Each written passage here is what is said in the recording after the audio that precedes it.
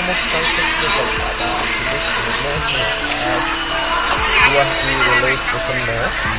तो आज हम पहली बार वंदे भारत में सफ़र करेंगे और ये देखो गुवाहाटी रेलवे स्टेशन का बाहर का लोकेशन देखो वो भी सुंदर है।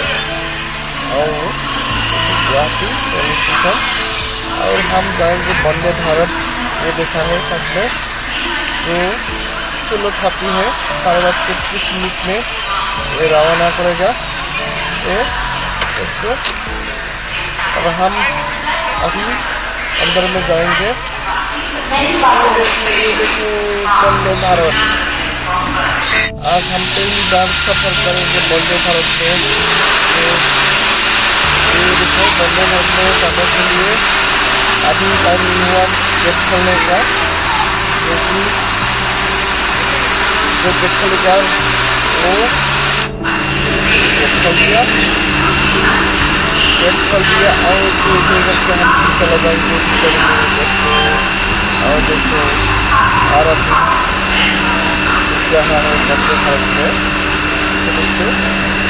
और शुरू में नहीं आएंगे तो सब्सक्राइब जरूर कर लेना, लाइक कमेंट जरूर कर देना। और वंदे भारत का अंदर में हम रहा है तो देखो। और ये है वंदे भारत का अंदर का दृश्य देखो।